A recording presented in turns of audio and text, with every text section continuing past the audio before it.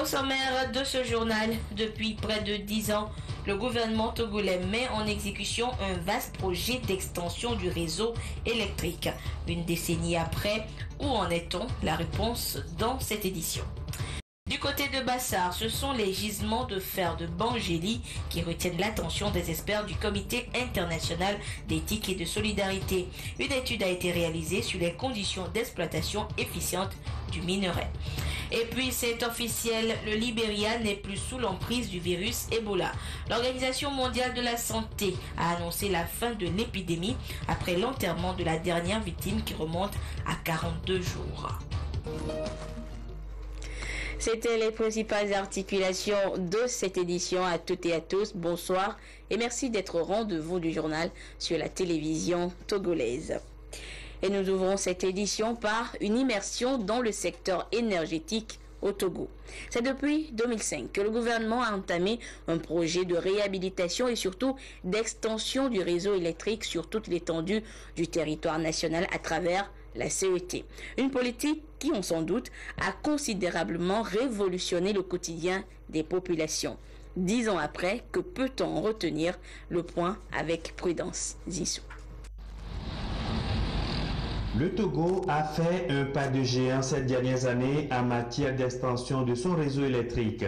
Une politique d'électrification exécutée par la CET, la compagnie énergie électrique du Togo depuis 2005, et suivant un schéma directeur. La mise en œuvre de cet ambitieux projet donne aujourd'hui des résultats encourageants et change de façon significative le quotidien des populations bénéficiaires dans plusieurs localités avec le développement des activités socio-économiques. C'est le cas ici à Agouegan dans la préfecture des Lacs.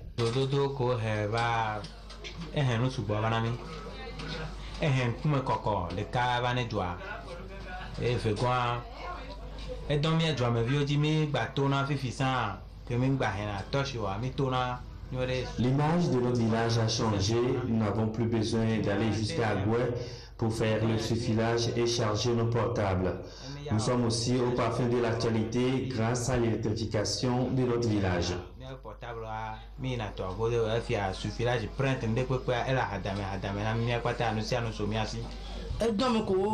Cette politique d'électrification est bénéfique pour notre village.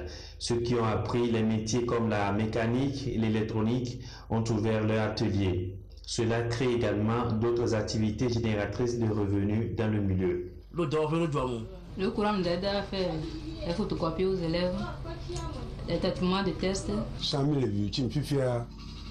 Nous nous sentons maintenant en sécurité et les enfants étudient aussi dans de bonnes conditions.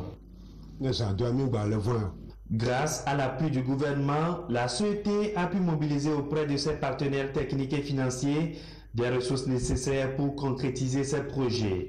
De 2005 à 2014, 260 nouvelles localités ont été électrifiées. Les travaux d'extension du réseau électrique se poursuivent sur toute l'étendue du territoire et la CET prévoit d'électrifier environ 230 nouvelles localités dans les prochains mois. On avance à un rythme moins de 25 localités par an. C'est déjà bon, mais c'est encore insuffisant. On refait le tour des localités que nous avons électrifiées il y a 2 ou 3 ans. On voit quand même que par ici, il y a un bar qui s'est ouvert, par là, il y a un soudeur qui s'est installé. Et au niveau scolaire, on constate une légère amélioration des résultats scolaires. Donc, on peut dire que le travail qu'on fait apporte quand même un plus. Le défi est encore grand. La CET envisage prochainement de renforcer sa capacité énergétique pour répondre de façon efficace aux nouvelles demandes des populations. À ce jour, on a pu mobiliser 42 milliards de francs CFA de projets non encore de mise en œuvre. Donc, nous allons renforcer et étendre nos lignes interurbaines pour rapprocher les réseaux des populations. Et nous allons aussi étendre le réseau dans les zones périurbaines de nos grandes villes. Donc ceci pour lutter un tant soit peu. On ne va pas éradiquer, mais on espère, on va certainement diminuer un peu le phénomène de toile d'araignée. Quand on est dans le réseau, quand on électrifie les villages, on augmente. la demande, donc il faut que la production suive. Au niveau de la distribution, nous avons identifié 2800 villages éligibles, non encore électrifiés. 2800 villages non encore électrifiés, ça fait du boulot. Et à ce niveau aussi, les besoins d'investissement sont estimés à 254 millions d'euros. Donc nous sommes à pied d'œuvre dans la recherche du financement pour poursuivre cette politique-là. La capitalisation de toutes ces actions permettra au Togo de répondre aux objectifs des Nations Unies en matière d'accès à l'énergie durable pour tous. L'année 2015 est également marquée par une poursuite du projet d'électrification des zones rurales. L'autre titre de cette édition, la localité de Bangéli dans la préfecture de Bassar est reconnue pour le gisement de fer dont elle dispose. Et à propos de l'exploitation de ce minerai, une étude d'impact socio-économique et environnemental a été réalisée. Le rapport de cette étude a fait l'objet d'une rencontre de validation cette semaine. La rencontre a été initiée par le Comité international d'éthique et de solidarité. La correspondance depuis Bassar de Nestor Mozo. Le cabinet Dave Essing Conseil a procédé à une étude sur l'impact socio-économique et environnemental découlant de l'exploitation du fer de Bangéli dans la préfecture de Bassar. Le rapport de cette étude est disponible. Ce rapport a été présenté à un échantillon de la population de la localité, composé de chefs de village, de personnes ressources et d'autres leaders d'opinion. Sur le plan économique, nous avons constaté que la réalisation de cette activité a des incidences négatives sur les activités agricoles et d'autres activités économiques des populations. Sur le plan environnemental, ce qui a été constaté, c'est que la montagne constitue une zone par prédilection de plusieurs cultures de la communauté en termes de lieux sacrificiels. Et puis, il y a certaines espèces qui n'existent que sur cette montagne-là. Donc, avec l'extraction, ces espèces animales, ces espèces végétales sont en voie de disparition. Sur le plan social, la population s'attendait à ce que, à la phase d'extraction, les jeunes soient recrutés pour pouvoir travailler avec eux. Et puis, en deuxième lieu, que certains projets sociaux, par exemple en termes d'adduction d'eau, c'est des choses que la population attend que ça soit réalisé. L'intérêt de la présentation du rapport de l'étude est de permettre à la population de Bangéli d'enrichir le document s'il le faut et le valider. Le rapport a aussi le mérite de tenter de désamorcer la bombe à retardement née de l'incompréhension entre la population et la société qui exploite le gisement. L'étude a été commanditée par l'ONG Comintes, Comité international d'éthique et de solidarité, grâce au financement du Fonds européen de développement à travers le PASCLENA, projet d'appui à la société civile et à la réconciliation nationale. Le Comintes va se servir du document validé pour entreprendre un plaidoyer auprès des pouvoirs publics et privés pour la bonne gouvernance dans l'exploitation du minerai de fer de Bangéli. Les directeurs des centres de formation agricole et rurale au nord Togo sont en session de formation et de renforcement des capacités au Centre international de développement agro-pastoral de Ténéga. La formation est axée sur les techniques d'élaboration d'un projet d'établissement en vue d'accompagner le ministère en charge de l'agriculture dans la revue de son dispositif de formation. Nous retrouvons Nestor Mozo. En octobre 2014, l'AFD, Agence française de développement, a effectué une mission à travers le pays en vue d'élaborer une stratégie de modernisation de la formation technique et professionnelle agricole et rurale. Les résultats de cette mission ont été validés par le ministère de l'Agriculture, de l'Élevage et de la Pêche. Cette rencontre à Niamtougou se situe dans le prolongement de cette mission. Elle a regroupé principalement les directeurs des centres de formation agricole et rurale de la partie septentrionale du pays. Le projet repose sur deux composantes. Au niveau de la première composante qui a deux volets, il y a un premier volet qui concerne l'appui à 20 centres de formation agricole et rurale dans les régions Kara, Savane et Centrale pour démarrer. Donc ces 20 centres de formation doivent pouvoir, avant qu'ils ne soient accompagnés par le projet, élaborer ce que nous appelons leur projet d'établissement. Et également, Ces 20 centres-là seront chargés de proposer un dispositif d'installation des jeunes qui vont être formés dans leur centre. Par rapport au premier volet, l'étude de faisabilité est réalisée par un consortium d'ONG comprenant ETD, Inades Formation, Rafia et Agronomes et Vétérinaires sans frontières, avec l'appui d'une expertise de la société Supra Agro à Montpellier en France. Après la formation, chaque centre va soumettre un projet pour sa réhabilitation. Par la suite, ces centres vont fonctionner en réseau afin de former des agriculteurs dont le pays a réellement besoin pour promouvoir les chaînes de valeur qui se dessinent au niveau des différentes spéculations de produits agricoles. Et au SIDAP, Centre international pour le développement agro-pastoral de Natoun, ce sont les producteurs agricoles de la préfecture de Doufelgo qui sont en formation. Les modules prennent en compte la permaculture, une agriculture qui prend en compte le respect de l'environnement. Nestor Mozo. À Natoun, non loin de Niamtougou, dans la préfecture de Doufelgo, un centre fait parler de lui depuis quelques années. Il s'agit du SIDAP, Centre international pour le développement agro-pastoral. Ce centre a créé un éco-village autour de lui. Fort de son expérience en matière de protection de l'environnement, le SIDAP fait désormais de la permaculture ou la culture en permanence un des axes de ses actions. Convaincus de la pertinence de cette nouvelle science, les responsables du SIDAP ont entrepris de la partager avec les paysans de leur entourage. C'est ce qui explique cette session de formation, une session qui a connu la participation du GPI, Ghana Permaculture Institute.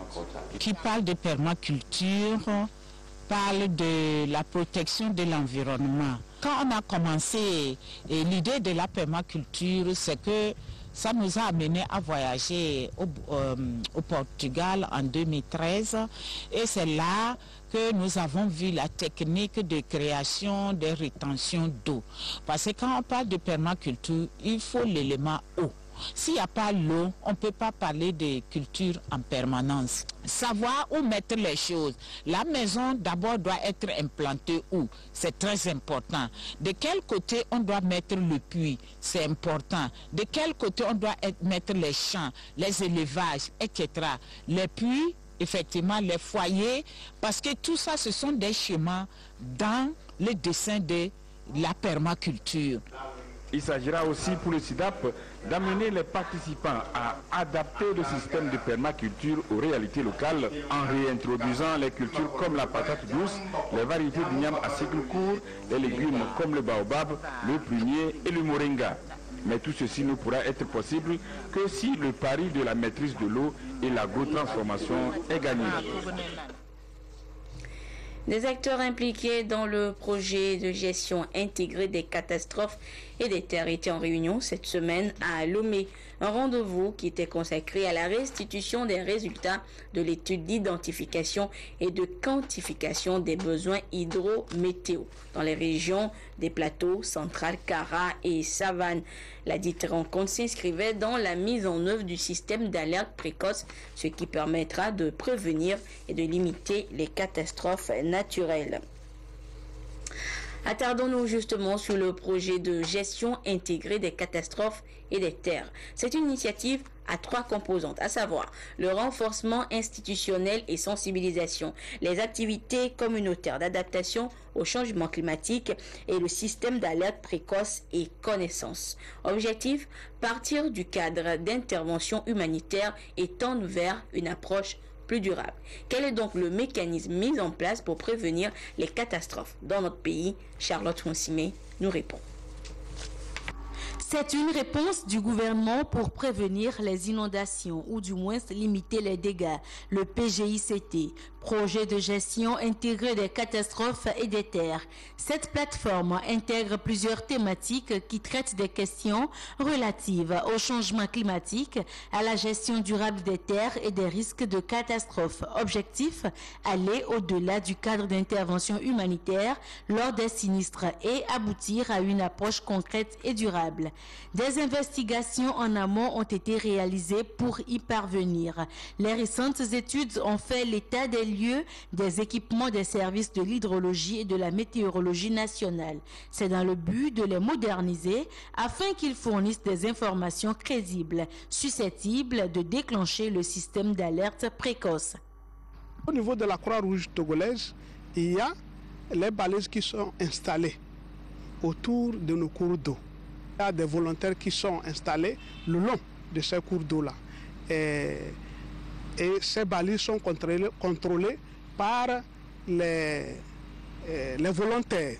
Et actuellement, nous avons formé près de 1000 agents, observateurs météo, hydro et volontaires de la Croix-Rouge pour l'observation à la fois du système météo, hydro et balises.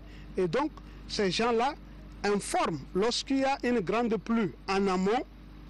En amont, on alerte tous les dispositifs en aval pour dire que à cette quantité d'eau tombée peut correspondre à tel niveau d'eau à tel endroit, de manière à ce que les populations soient informées en aval et se préparer pour d'éventuelles évacuations. À cela s'ajoute l'élaboration de la cartographie des zones à fort risque d'inondation. Une fois les informations reçues de l'hydrométéorologie, la cartographie consultée, la quantité de pluie et les zones concernées sont facilement identifiables. L'urgence dès lors est de préserver les vies humaines, ce qui nécessite donc l'évacuation des lieux. Et pour que toutes les couches sociales soient informées, la population elle-même est mise à contribution. Il y a des sensibilisations qui vont commencer au niveau des radios communautaires. Nous envoyons toujours des messages à ces radios en langue locale pour conscientiser, pour sensibiliser les populations riveraines de nos cours d'eau pour qu'elles puissent avoir un comportement de veille. Avec la direction de la protection civile, nous sommes en train de travailler pour actualiser rapidement nos plans nationaux de contingence et le plan d'organisation de secours de manière à ce que lorsque la situation arrive, nous puissions intervenir efficacement. L'État s'emploie donc à éviter à tout prix les situations catastrophiques connues lors des inondations de 2007-2010 qui ont causé d'importants dégâts. Des infrastructures routières dotées de caniveaux qui respectent les normes standards, la mise en place des bassins de rétention d'eau et bien d'autres réalisations sont faites. Reste à la population de comprendre la situation, d'adopter des comportements citoyens pour pérenniser ces ouvrages. Actualité hors du Togo, c'est l'une des bonnes nouvelles du week-end en matière de santé. Je vous le disais en titre, l'épidémie d'Ebola est officiellement terminée, finie au Libéria. Une annonce faite ce samedi par l'Organisation mondiale de la santé. Temps de vie à Monrovia, au Libéria. Des hommes et femmes marchant dans la rue, presque aériens. Signe que quelque chose a changé après des mois de chaos. Il règne comme un sentiment de liberté. Je me sens joyeux à cet instant, heureux. Oui, c'est ça, je suis heureux, je suis fou de joie, presque submergé. Submergé par le soulagement, après plus d'un an d'épidémie Ebola au Libéria, le pays serait officiellement débarrassé de la maladie selon un membre de l'ONU. L'Organisation mondiale de la santé doit le confirmer dans les prochaines heures. C'est un moment important pour le Libéria, c'est le retour à la vie normale vers le développement, la venue de nouveaux investisseurs, de nouveaux partenaires.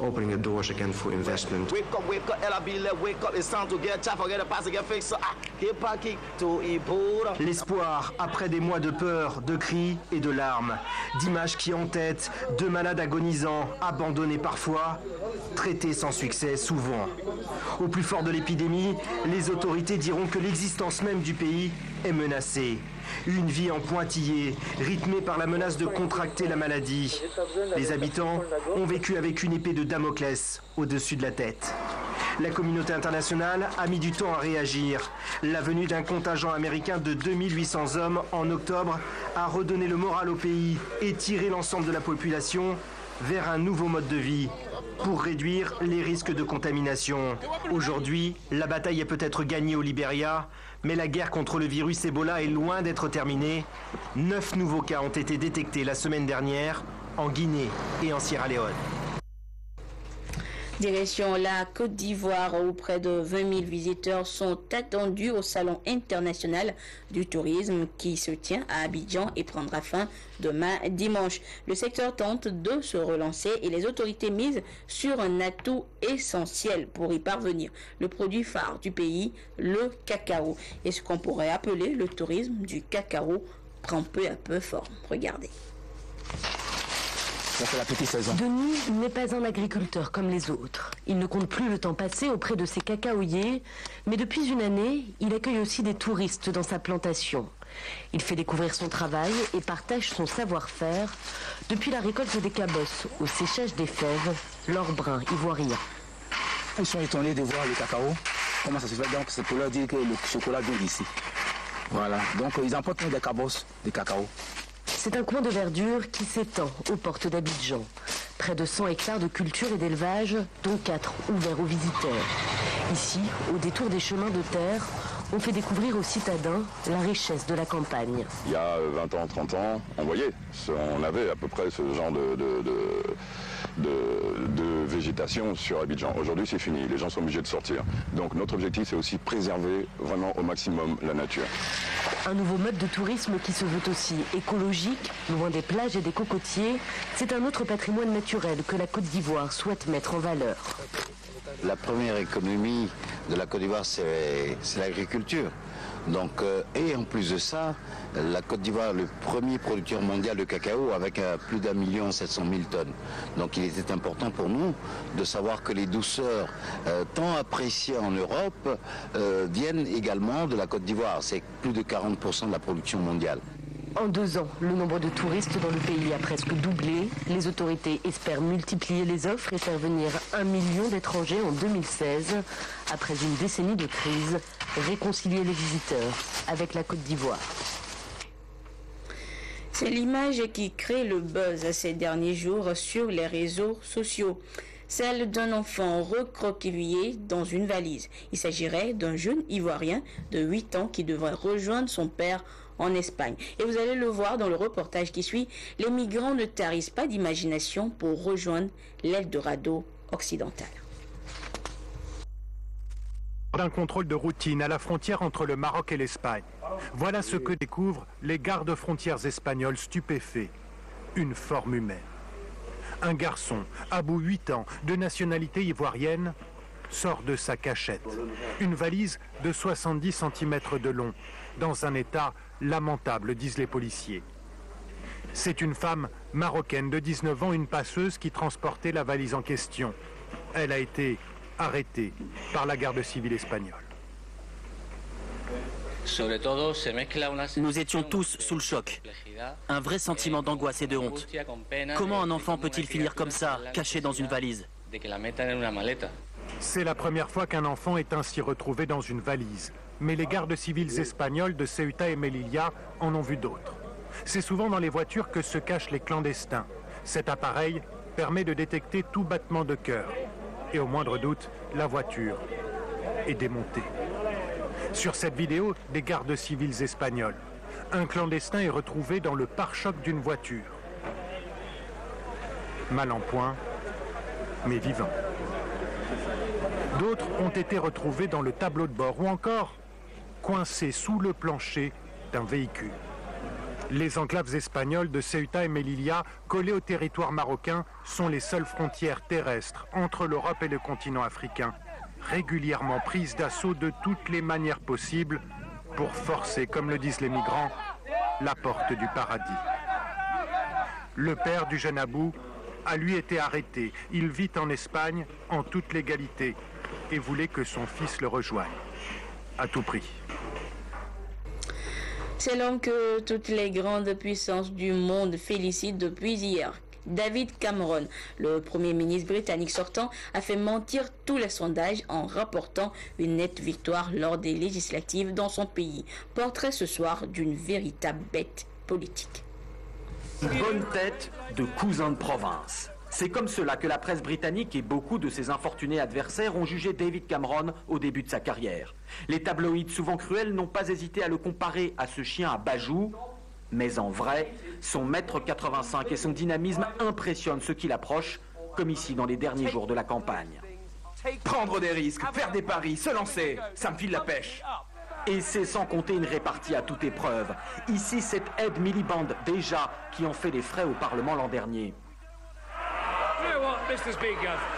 Je veux bien recevoir des leçons de n'importe qui dans ce pays, mais certainement pas de la part de ces guignols de travaillistes. David Cameron donne l'impression d'être né pour gouverner, comme un destin qui lui reviendrait de droit, presque sans effort. Il a cette assurance qui fait sa force.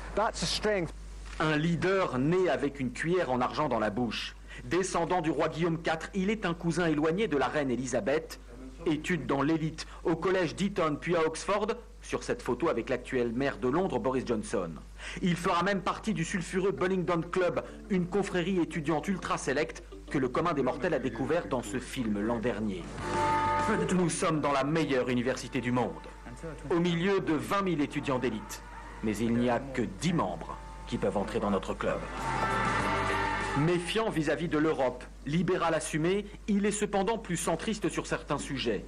De la longue bataille, puis la mort de son fils handicapé en 2009, il a gardé un grand respect pour la santé et l'hôpital public et a ému les Britanniques. Nous avons beaucoup appris, notamment de ce que l'on doit faire d'un enfant handicapé. Sa femme Samantha et ses 3 autres enfants lui ont depuis assuré l'image d'un père de famille modèle.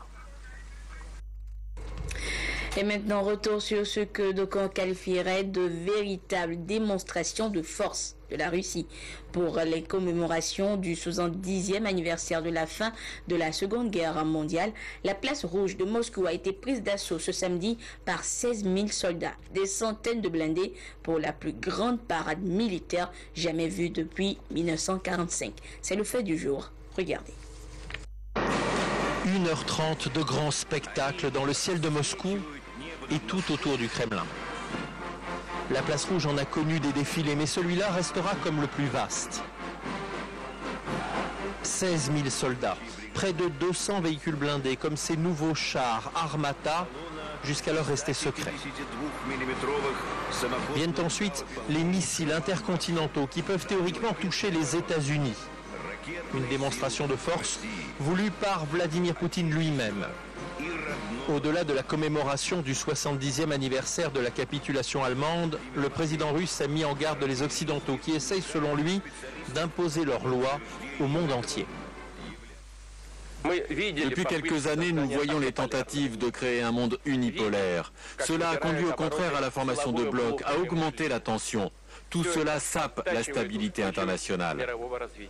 Derrière le président russe, 28 chefs d'État assistent au défilé. Le protocole met en valeur les numéros 1 chinois, indiens, égyptiens. Les Occidentaux brillent eux par leur absence. La France a choisi une formule médiane. Elle n'assiste pas au défilé, mais Laurent Fabius participe à une cérémonie à la mémoire des victimes. Il est là, au 3e rang à droite. Une discrétion que regrettent les Russes. On regrette qu'il ne soit pas venu. Notre victoire a été commune. Surtout les Français qui ont été des résistants, des pilotes à nos côtés. On se souvient de tout ça. C'est dommage toutes ces absences, pour nous et pour les absents eux-mêmes. Pendant de longues heures, la foule est restée compacte. Des dizaines de milliers de moscovites avec le portrait d'un père, d'un grand-père qui a combattu contre les nazis. Au milieu de cette foule, Vladimir Poutine apparaît avec une photo de son propre père, ancien combattant à Saint-Pétersbourg. Il ne reste aujourd'hui en Russie que quelques centaines de vétérans de la Deuxième Guerre mondiale. Et c'est sur ces images spectaculaires que se referme cette édition. Merci à vous qui l'avez suivi ou que vous soyez grâce à la télévision togolaise. Vous retrouverez Isidore Koubatine à 22h30 pour la dernière édition du journal de ce samedi. À demain.